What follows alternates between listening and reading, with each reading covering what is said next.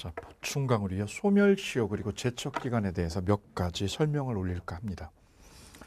자, 이 소멸시효와 제척기간은요. 민법 전체에 골고루 곳곳에서 아주 다각도로 활용이 되고 있어요. 그래서 몇 가지 설명을 드리자면, 자, 먼저 소멸시효에 대해서 살펴보도록 합니다. 그러니까 A라는 친구가 친구한테서 돈을 좀 빌려 썼습니다. 5천만 원을 빌려 쓰고 지금 현재 갚고 있지 못하는 상태. 속이 지금 까맣게 타들어가고 있어요. 지금 갚을 날짜는 다 돼가는데 돈은 못 갚, 준비가 안 돼 있고. 그럼 이쪽에 누군가가 채권자가 있겠죠. 채권자가 꿔준 돈을 못 받고 있는 상황. 돈을 빌려주는 걸 우리는 소비대차라고 부르지요. 소비대차 계약으로 내가 5천만 원을 빌렸어. 저 채권자한테서. 근데 못 갚았어요. 갚기로 한 날짜는 지났고 그 상태에서 변제를 못한 상태로 계속 지금 시간이 흘러가고 있습니다. 시간이 흘러가고 있어요. 계속해서 시간이 흘러가는 중. 그래서 그 시간이요. 10년이라는 긴 시간이 지나면 10년이 지나버렸다. 이때까지도 내가 부채 상환을 못했고 채권자는 내 재산에 대해서 아무런 법적 조치를 하지 않았다. 그러면 10년 동안 채권자는 어떻게 한 거냐? 권리 위에 잠자고 있었다 이런 뜻이죠. 채권자는 권리 위에 잠잤다. 누가 잠잤다? 채권자가.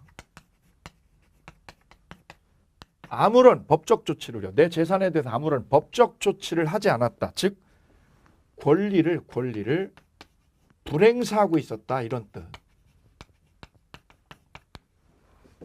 법적으로 권리를 행사할 수 있는데 행사를 하지 않고 잠자고 있었다. 그러면 이 권리를 법적으로 소멸시켜서 없애주는 제도. 이 제도를 이름하여 소멸시효 제도 이렇게 이해를 하시면 되겠습니다. 따라서 소멸시효 제도의 출발점은 권리자가 이 권리를 가지고 있는 권리자가 권리를 행사할 수 있었어야 돼. 행사할 수 있음에도 법적으로 아무런 조치를 하지 않아서 권리 위에 잠자고 있다. 즉 권리를 불행사하고 있는 상태가 계속 지속되면 그 권리를 어떻게 한다? 소멸시켜버리는 거예요. 권리 자체를 소멸시키는 제도. 그래서 이름하여 소멸시효라고 이름을 붙이게 되었습니다. 근데 B라고 하는 친구는요. 은행 카드 대금을 연체 중이에요. 카드 대금. 카드 대금 3천만 원을 못 갚고 있어요. 여기도 채무자. 그때 보통은 은행은 압류라든가 이런 조치를 하는데 그 법적 조치를 하지 않았다. 아무런 법적 조치가 없었다. 즉 권리 불행사 기간이 계속되었다. 얼마 동안? 5년 동안. 그 상태로 5년이 지났다. 아무런 법적 조치를 하지 않고 권리 불행사 기간이 5년이 지날 때까지 아무런 조치가 없었다. 그러면 권리가 마찬가지로 소멸해요. C라는 친구는 사장님으로부터 월급 받을 거 있는데 월급, 급여죠. 급여 채권, 소위 임금 채권. 나 임금 못 받은 거 여기 1,000만 원이 있어. 1,000만 원. 근데 사장님이 부도를 내고 잠적해 버렸어. 그래서 내 생활비가 전혀 없는 상황이다. 이런 채권, 임금 채권은 여기는 일을 해주니까 채권자로 바뀌어야죠. 채권자. 임금 채권은 몇 년이 지나면 3년이 지날 때까지요. 3년이 지날 때까지 아무런 법적 조치가 없으면 이 채권자가 돈 받을 근로자죠. 근로자가 채권자죠. 채권자가 아무런 조치를 안 하면 권리 불행사 기간이 몇 년이 되면 3년이 되면 권리가 마찬가지로 소멸하게 돼요. 마찬가지로 D라는 친구는 짜장면을요. 음식을 시켜 먹고 외상으로 시켜 먹고 여기는 술값 30만 원을 1년이 지날 때까지. 1년이 지나도록 갚지 않았다. 근데 채권자가죠. 채권자 쪽에서 1년이 지날 때까지 아무런 법적 조치가 없었다. 그러면 이 채권이 마찬가지로 소멸시효에 의해서 소멸하게 돼요. 그래서 이렇게 채권들은 여기 있는 채권, 소비대차로 생긴 채권, 카드 대금 채권, 소비대차로 돈을 빌려줘서 발생한 채권, 그 다음 임금 채권, 채권이죠. 외상대금, 음식 외상대금 채권, 이렇게 채권들은 각각의 권리마다 소멸시효 기간, 이 기간이 정해져 있어요. 이렇게. 우리 민법 163조에 보시게 되면 10년짜리, 5년짜리, 3년짜리, 1년짜리, 즉 채권마다 소멸시효를 각각 다르게 규정을 해놓았어요. 그래서 이 기간이 지날 때까지요. 이 기간이 지날 때까지 채권자가, 저 채권자가 권리에 잠자면, 즉 법적 조치를 아무것도 안 하면, 법적 조치를 안 하면, 즉 권리 불행사가 일정 기간 지속이 되면 권리를 다 소멸시키는 제도, 이 제도를 소멸시효다, 이렇게 이해하시면 되시겠습니다. 이 제도는요, 로마법상에 권리 위에 잠자는 자는 보호하지 않는다, 이런 제도에서 연원을 하고 있어요. 그럼 거꾸로요, 이 채권자가 법적으로 조치를 하게 되면, 즉 압류나 가압류 조치를 하게 되면 소멸시효는 중단이 돼요. 그래서 권리를 불행사하게 되면, 불행사하고 있으면 소멸시효로 권리가 없어진다고 그랬어요. 10년이 지날 때까지 냅두면. 그런데 권리를 행사하면, 즉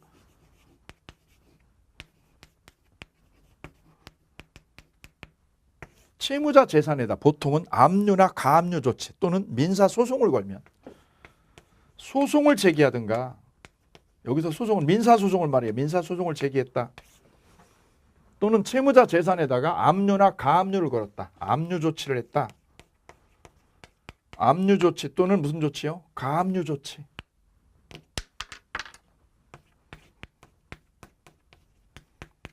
이 재산 찾아가지고 압류 걸었다, 가압류 걸었다, 카드값 못 받아가지고 은행에서 여기다 가압류 걸었다. 아니면 채무를 승인하는 거를 해줬다. 채무 승인. 이 채무 승인은 무슨 뜻이냐? 채무가 존재한다. 이렇게 3천만 원의 채무가 존재한다. 채무 5천만 원이 존재한다는 거를 채무자가 승인을 해줬다, 인정해줬다. 즉 지불각서를 써줬다. 소위 지불각서 작성해줬다, 이런 뜻이에요. 이걸 써주게 되면 소멸시효가 중단이 된다. 방치하면, 이렇게 불행사하게 되면 권리가 어떻게 되고요? 소멸하게 되고, 권리를 거꾸로 행사하게 되면, 행사라는 거는 구체적으로 어떻게 드러나느냐? 소송 제기라든가 압류 조치라든가 지불각서를 써주게 되면 권리 행사를 하고 있죠, 채권자가. 불행사에 반대는 권리 행사하고 있죠. 이러면 소멸시효가 중단이 됩니다. 권리가 소멸하지 않아요. 소멸시효가 중단이 돼버려. 중단된다. 중단되면 어떻게 돼요? 다시요. 다시 또 10년의 시간이 또 필요합니다. 또. 그래서 내버려 두게 되면, 법적 조치를 안 하고 내버려 두게 되면, 내팽겨치면 권리가 없어져요. 그런데 적극적인 권리 행사를 하면, 적극 행사하면, 이런 의미를 여기에 담고 있죠. 소송을 걸었다, 압류를 했다, 적극적인 권리 행사를 했죠. 그러면 소멸시효가 멈춰버려요. 이걸 소멸시효 중단이다, 이렇게 소개를 합니다. 자, 그래서 그 중단 사유에 첫째가요, 채권자가 재판상 청구를 했다. 여기서 재판상 청구는 뭐냐? 민사소송을 제기했을 때를 말합니다. 민사소송. 형사소송은 아니에요. 사기로 고소했다. 이거는 여기에 해당이 안 돼요. 민사소송 제기만 해당이 돼요. 두 번째, 법원으로부터 지급명령서를 받았다. 이것도 재판상 청구로 보아요.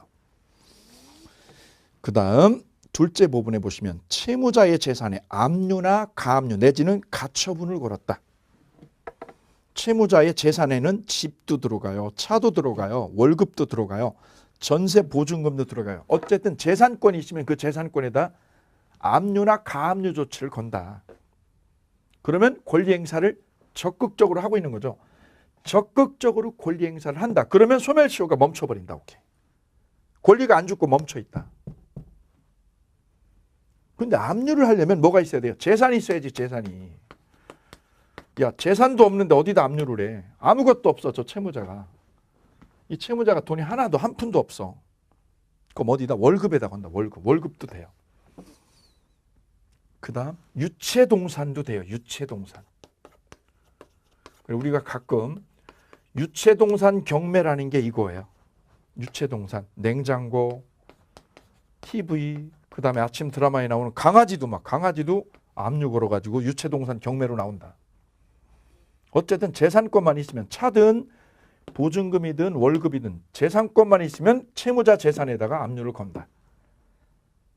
그래서 채권자는 돈을 조금이라도 회수하려고 하죠.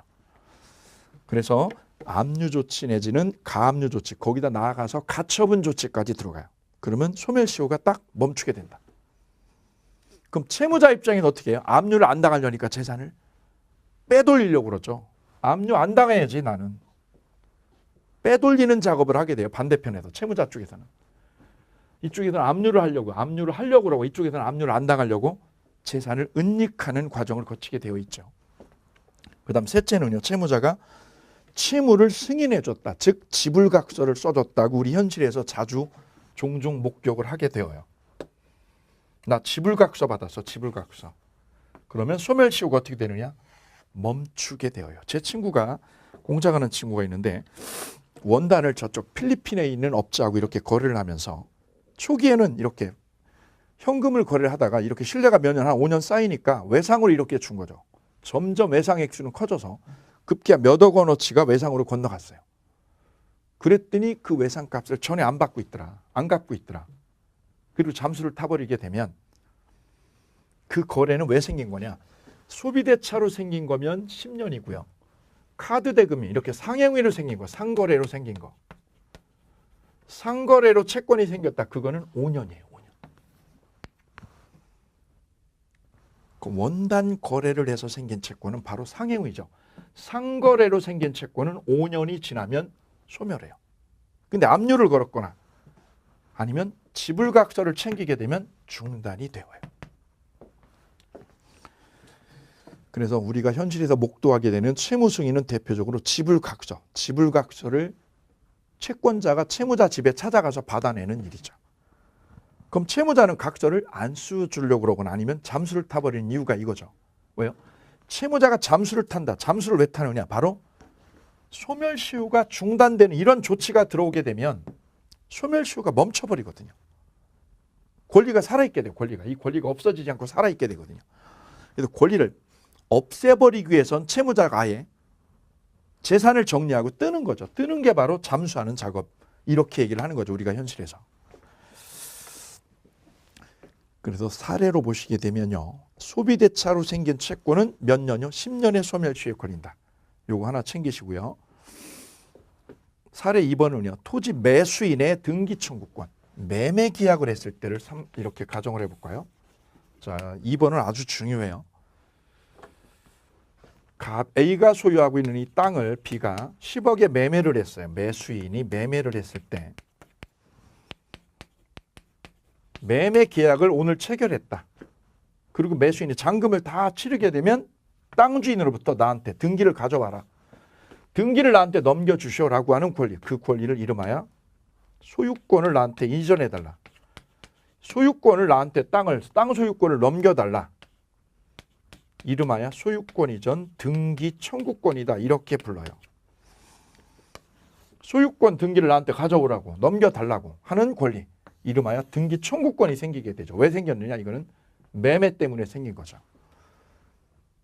그럼 소유권 언제 생기느냐? 땅 등기를 나한테 가져오면 소유권이. 등기를 가져오면 소유권이요. 등기를 하기 전이면 등기 가져왔어? 아니 가져오지 못했어. 얘가 기다리래. 2달만 기다리래. 그래 등기 청구권만 있다. 이 청구권도 채권이네요. 채권. 이것도 채권이니까 몇 년? 10년이 지날 때까지요. 10년이 지날 때까지 매수자가 땅 주인으로부터 등기를 가져오지 않으면 없어져요. 왜 없어져요? 소멸시효에 의해서. 그래서 저 등기 청구권이라는 권리도 본질은 이 등기 청구권의 본질은 뭐냐? 채권이기 때문에 매수인이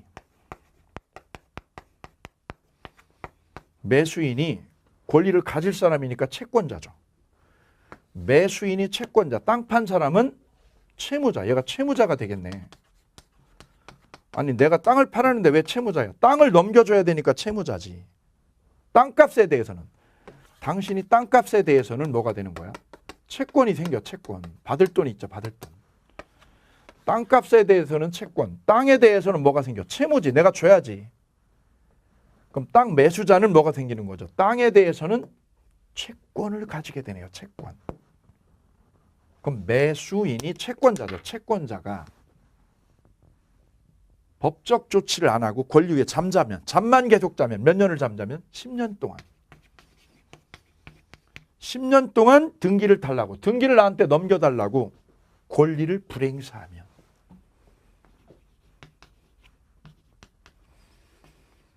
불행사했어요. 불행사 이꼬르 뭐야? 방치했다. 잠잤다. 권리 위에 잠자고 있었다. 권리 위에 잠을 어떻게 자죠? 아, 누워서 자면 되지. 권리를 불행사하게 되면 권리가 소멸하는 거. 소멸시효에 걸리게 돼요. 몇 년? 10년에. 왜? 채권이니까. 일반적으로 채권은 몇 년? 10년이다. 단 예외적으로 이렇게요. 일반적인 채권은 이렇게 10년이 원칙입니다. 원칙. 10년의 소멸시효에 걸린다. 방치하면. 근데 여기에 예외적으로 상행위로 생긴 거는 5년. 급여 채권은 몇 년? 3년. 음식 외상값은 짜장면 외상값은 1년. 이렇게 예외적으로 10년보다 짧게 된 것들을 우리 민법은 몇 개를 상정해 놓았어요. 일반적으로는 채권은 몇 년? 10년입니다. 그래서 등기 청구권도 일반적으로 채권에 해당되니 몇 년? 10년 동안 매수인이 등기를 안 가져오면, 등기를 내 앞으로 안 가져가면 법적으로 소멸한다. 그러면 소멸하지 않게 하려면 어떻게 되느냐? 그렇죠. 압류를 하든가. 이 땅주인 재산에 압류를 하든가 아니면 땅을 점유하고 농사지면, 점유해서 사용을 하면 권리 불행사요, 행사요. 땅을 사용했다, 점유했다. 그러면 권리를 불행사하는 것이 아니라 권리를 행사하고 있군. 소멸시효라는 건 언제 작동하는 거죠? 불행사할 때. 권리를 가지는 분이 잠자면서 불행사할 때 소멸시효가 작동돼서 없어진다.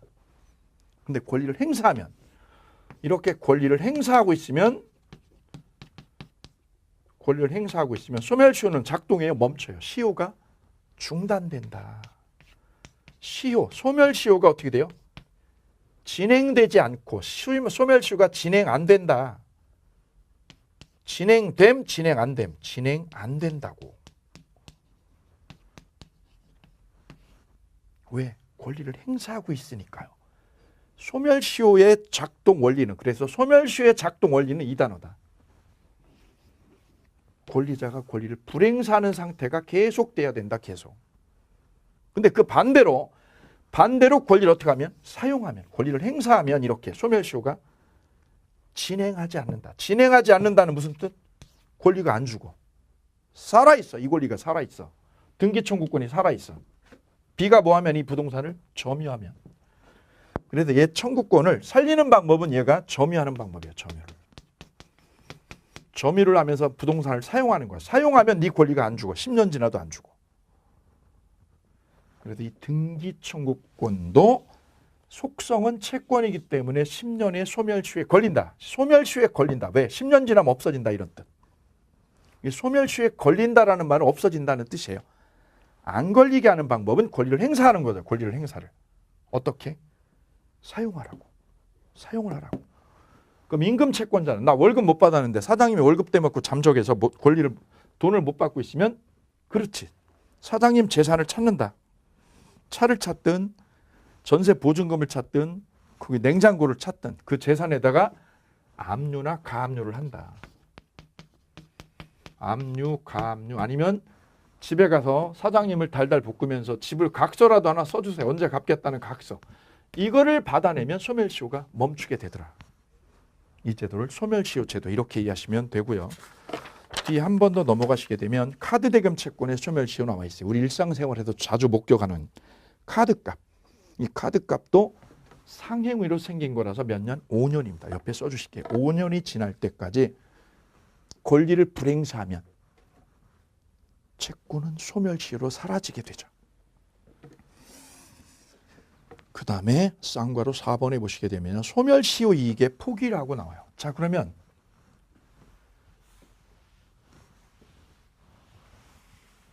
소멸시효는 채권자가 작동 원리가 이거죠. 잠자고 있어야 됩니다.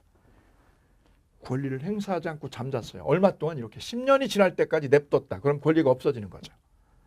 카드값은요. 5년이 지날 때까지 냅두면 없어지죠.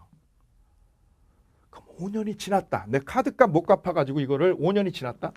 조마조마했어요. 다음 주 되면 5년이 돼. 5년이. 근데 은행에서 내 주거래 은행에서 내 재산에 대해서 아무런 조치가 없어. 그럼 법적으로 어떻게 되는 거죠? 5년이 지날 때까지 권리를 불행사하면 그 카드값은 법적으로 안 갚아도 되는 소멸되는 채권이에요. 소멸되는 채권. 없어지는 거죠. 그런데 시효 이익. 그럼 시효 이익은 이쪽 은행 쪽에서 누리는 걸까요? 채무자가 누리는 걸까요? 여기서 시효 이익은 소멸시효 이익을 말해요. 소멸자를 빼면 시효 이익. 이 시효 이익은 소멸시효 이익은 누가 누리는 걸까요? 소멸시효에 걸리면 채권이 없어지네. 이게 3천만 원이 없어져. 3천만 원 소멸한다니까. 왜 소멸하는데? 법적으로 소멸시효에 걸려서 없어져. 안 갚아도 돼. 안 갚아도. 그런데 소멸시효 이익을 채무자가 포기해서 이 소멸시효 이익을 포기해서 다시 저 소멸했던 채권이 부활되는 경우가 있어요. 가령 이 카드값 3천만 원은 5년이 지날 때까지 못 갚게 되면 없어지는데 없어진 채권이죠. 소멸시효로 없어진 채권인데 이 소멸시효는 유념할 부분이 채무자 B가 소멸했다. 소멸시효라는 제도적 장치에 의해서 이 채권이 없어졌다고 자기가 주장을 해야 돼. 자기가. 누가? 채무자 스스로 법적으로 주장을 해야만 이 채권이 없어지게 되어요. 그전에는 없어지지 않아요. 그래서 채무자가 이런 행동을 하게 되면 채무자가 소멸시효 이익을 포기하면 예컨대 채권자가 이렇게 해요. 이 B라는 채권자로부터 받을 돈 3천, C라는 분한테 받을 돈 5천 이렇게 여러분한테서 받을 채권이 이렇게 있다. 채권이 총 채권액이 예컨대 100억 이렇게 있으면 금융권에서 못 받은 돈 100억 있다. 근데 이 100억이 소멸시효가 완성되었다. 라고 가정을 해볼까요? 시효가 완성되었어요. 그럼 이 채권은 살아있는 거야? 죽어있는 거야? 죽어있지만 이 채권은 채무자가 뭐 할 때만 주장할 때만 채무자가 주장을 해야 돼요. 없애달라고. 이 채권 없애달라고 주장을 해야 이 채권이 법적으로 완전하게 없어져요. 그런데 은행이 보유하고 이런 채권, 소멸시효가 완성된 이런 채권, 소위 부실채권이라고도 해요. 이런 채권이 거래로 매물로 나오는 경우가 있어요. 채권 추심기관이나 이런 데서 이 100억짜리 채권이 왜냐하면 소멸시효가 완성되었으니까 이거는 받기 어려운 돈이죠. 헐값으로 산다고. 예컨대 이걸 5억에 인수를 한다. 채권 100억짜리 을이 5억에 인수를 해서 이 추심기관 을이 채무자에게 갚으라고 압력을 가요. 당신 채무 빨리 상환하라고. 채무 빨리 상환하라고 이쪽에 압력을 가해서 채무자가 이렇게 나가게 되면 다음과 같은 행동을 하게 되면 시효 이익을 포기하는 일이 돼요. 즉 채무자가 저 채권 추심기관이죠. 수심기관으로부터 압력을 받아서 채무자가 일부라도 상환을 하거나 변제를 하게 되면, 채무 일부를 변제를 하게 되면 그 채무가 없어진 게 아니라 살아났다라고 인정한 결과가 되고, 그 결과 채무자는 시효이익을 스스로 포기했다, 이런 조치가 되면서 이 채무는 살아나게 돼요. 죽었던 채무가 다시 부활하게 됩니다. 바로 이 행동 하나 때문에, 이 채무 일부라도 변제한 이 행동 하나 때문에 죽었던 채무가 다시 부활하는 이런 일이 생길 수 있다는 거죠. 이 제도를 시효이익 포기라고 합니다. 그래서 그 관련된 사례를 제가 세계일보 기사에서 발췌를 해서 소개를 했습니다. 최근에 금융위원회 측에서 소멸시효가 완성된 채권 대략 약 25조 정도 된다고 그래요. 금융권에 있는 소멸시효 완성된 채권이 25조. 그럼 25조는 약 안 갚아도 되는 거거든요. 근데 이 채권을 만약에 채무자가 일부라도 상환을 했다 그러면 다시 부활하게 되거든. 이런 일이 일반인들이 이 소멸시효 이익 포기라는 이 제도를 잘 이해를 못하고 있기 때문에 일부 변제를 종종 하는 일이 생길 수 있거든요. 이걸 하게 되면 다시 채무가 또 살아나고, 이런 일을 없애도록 하기 위해서 약 25조에 해당되는 이 채권 자체를 그냥 채권이 아니라 소멸시효 완성된 채권, 시효 완성된 이런 채권들을 금융위원회에서 속아가는 절차를 밟았어요. 없애버리기로. 2017년 7월 30일자 기사에서 다룬 내용이 되겠습니다. 그래서 소멸시효는 권리를 없애는 거고요. 시효이익 포기는 부활시키는 거예요. 정반대 방향으로 가는 거죠. 이런 내용 몇 가지 챙겨주시면 도움이 되시겠습니다. 하나 더 기억해 두셔야 될 제도는 제척기간이라는 제도. 소멸시효도 마찬가지, 제척기간도 마찬가지. 둘 다 권리가 존속할 수 있는 기간이에요. 내 권리가 언제까지 존속할 수 있느냐, 그 권리의 존속기간, 권리가 존속할 수 있는 기간, 그 기간에 소멸시효와 제척기간이 있다. 그런데 소멸시효는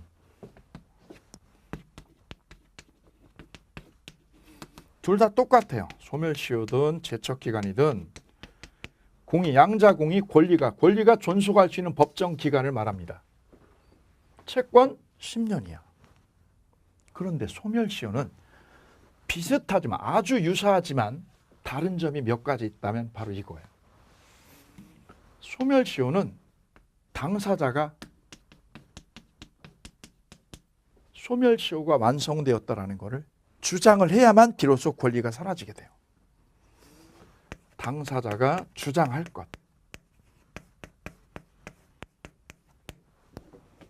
소멸시효 완성됐어요. 그러니까 나는 빚이 없어요. 라고 당사자가 뭐 할 때 주장을 해야만 비로소 권리가 사라지게 되어요. 그러니까 법은 10년이 지나면 갚지 마 이렇게 되어 있지만, 그거를 누가요? 당사자가, 채무자가 주장해야 된다고. 그래야 저 채권이 아주 법적으로 완전히 없어지는 거지. 근데 제척기간은 당사자가 주장할 필요가 없어요. 당사자가 주장 없어도 이거는 법원 측에서 직권으로 조사를 하게 되어 있어요. 법원이 직권으로 조사를 합니다. 직권조사로. 그러니까 나는 이거 냅둬도 돼. 나는 냅둬도 법원 측에서 조사한다. 여기는 누가 한다? 당사자가 주장한다. 주장을 하느냐 안 하느냐, 요 점에서 차이를 하나 보여주고 있고요. 두 번째 차이는 소멸시효는 압류를 걸든가, 채권자가 법적으로 압류를 걸든가 가압류를 걸게 되면 채무가 사라지지 않고 중단된다고 소개를 드렸죠. 즉 소멸시효 중단이라는 제도가 존재를 합니다. 가다가 멈춰. 소멸시효가 중단이 돼서 멈춘다. 스탑이 돼. 스탑. 멈췄다가 새로 또다시 처음부터 또다시 10년이 또 필요합니다. 그런데 제척기간은 중단이라는 게 없습니다. 중단이 아예 없어요. 이 점에서 큰 차이를 보여줘요. 이게 아주 대표적인 차이점입니다. 2번. 그래서 앞으로 소멸시효라는 개념과 제척기간이라는 개념은 이렇게 미묘한 차이가 있다.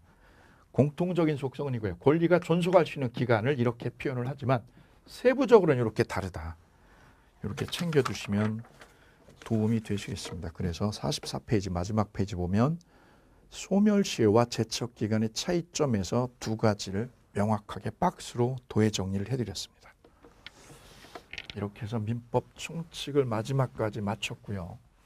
자, 이제 우리가 남아있는 부분이 물권법 그리고 계약법, 민사특별법인데요. 이 물권법, 계약법, 특별법은 본강의에서 하나씩 소개를 해드리도록 하고, 다만 지금 인문강의에서는 물권법의 큰 방향만 소개를 해드릴까 합니다. 자, 물권은요 8개의 물권이 정해져 있어요. 8개의 물권, 총 8개. 그래서 이 물권 8개를 어떻게 쪼개냐면 점유권과 본권으로 이렇게 크게 나누어요. 물권은 점유권 하나, 본권 하나 이렇게 두 개로 나누어서 점유를 한다는 의미는 물건을 내가 사실상 지배하고 있다.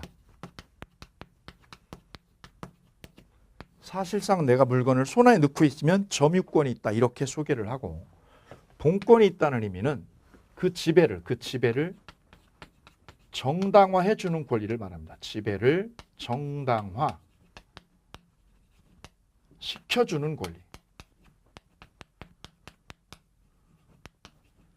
여기서 표현이 좀 모호하지만 정확하게 여기를 뚫어주셔야 되는데, 본권이 있다는 말은 그 지배를, 어떤 물건에 대한 지배를 정당화 시켜주는 권리를 의미하기 때문에 이 개념하고는 구별이 되는 거예요.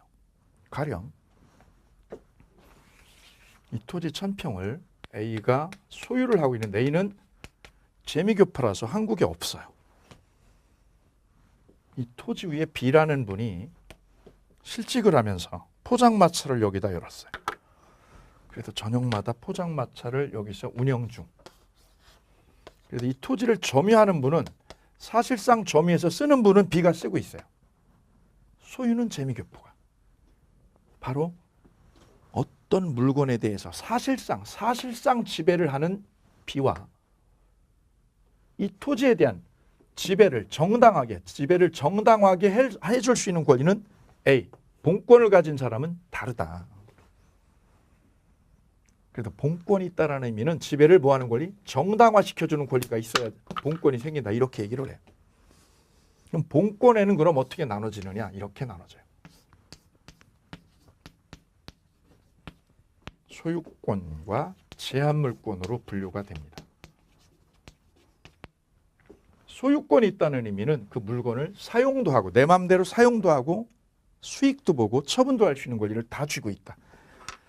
그래서 이름하여 소유권을 가진 다음은 사용권도 있고 수익도 내가 볼 수 있고, 나아가서 그 물건을 처분할 수 있는 권리까지 다 쥐고 있다.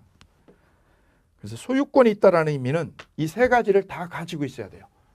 사용수익 권능과 처분 권능을 다 가지고 있는 분, 이분을 소유권이 있다라고 그래요. 나 아파트 있어. 나 차가 있어. 내 차 소유를 하고 있어. 그럼 내가 사용하지, 처분도 하지. 이 세 가지를 다 할 수 있어야 비로소 소유권이 있다. 이렇게 얘기를 해요. 그럼 소유권이 있게 되면 그 물건을 정당하게 지배할 수 있어요. 지배를 정당화시키는 대표적인 권능이 바로 소유권이 되겠습니다. 그래서 B는 포장마차를 운영하는 B는 현재 점유권만 있죠. 그럼 이 땅을 매매로 사버리거나 이러면 바로 본권이 생기게 되네요. 본권. 그 지배를 정당하게 할 수 있잖아요. 그 정당화시켜주는 본권의 가장 대표적인 것이 소유권. 두 번째는 제한물권. 제한물권은 여기처럼 다 지배하지 않고 일부만 지배하는 거예요. 일부만 이렇게. 그래서 다시 제한물권은 두 개로 나눠져요. 사용수익권만 지배를 하면, 사용수익권을 지배하면 용익물권이라고 부르고요. 사용수익하는 물권이에요. 대표적으로 지상권이 여기에 들어가고요. 지역권이 여기에 들어가고요. 전세권이 여기에 들어가요. 그런데 용익물권, 물건을 사용수익하는 용익물권에는 세 가지 종류가 있습니다. 지상권, 지역권, 전세권. 우리가 일상생활에서 주로 접했던 용익물권은 바로 전세권이죠. 이 부분은 익숙하게 친숙하지만 지상권하고 지역권은 낯설을 거예요. 이 부분 본 강의에서 만나시면 되시겠습니다. 용익물권에 세 개가 있네요. 세 개가. 다음 처분권을 쥐고 있는 거. 부동산에 대한 처분권을 쥐고 있는 것이 담보물권이 되겠습니다. 처분권을 쥐고 있어. 처분권을. 대표적으로 그 처분권을 쥐고 있는 물건을 우리는 담보물권이라고 부릅니다. 그 담보물권에는 세 가지, 즉 유치권이 있고요. 두 번째는 질권이 있고요. 세 번째는 저당권이 있습니다. 그래서 담보물권에도 마찬가지로 용익물권과 마찬가지로 세 개가 있습니다. 그런데 물권의 종류는 담보물권의 3개, 용익물권의 3개, 그럼 6개죠. 6개. 그리고 소유권 하나, 점유권 하나. 그래서 물권은 토탈에서 몇 개가? 8개가 법으로 딱 못 박아져 있어요. 이것에 관한 논의를 물권법에서 하게 되고요. 그 물권법은 다시 총론 그리고 강론으로 이렇게 쪼개서 나누어 보게 될 거예요. 총론에서 그리고 물권의 강론에서. 강론에서는 몇 개 물권? 8개 물권. 점유권, 소유권, 그 다음 용익물권의 3개, 지상권, 지역권, 전세권, 그 다음 유치권, 질권, 저당권. 8개 물권을 하나씩 개별적으로 만나보시게 되는 강론 내용입니다. 그래서 강론은 몇 개 물권을요? 8개를. 총론은 이 강론에 쓰이는 원리를 총괄 규정으로 만나보시게 될 거예요. 이렇게 해서 물권법은 총론 그리고 강론 두 파트로 쪼개서 고찰을 하게 되는데 시험 문항은 총론에서 5문항, 총론에서 5문항, 뭐 4문항 날 때도 있어요. 그 다음 강론에서 보통 9문항. 그리고 묶어서 14문항이 토탈해서 출제가 되고 있습니다.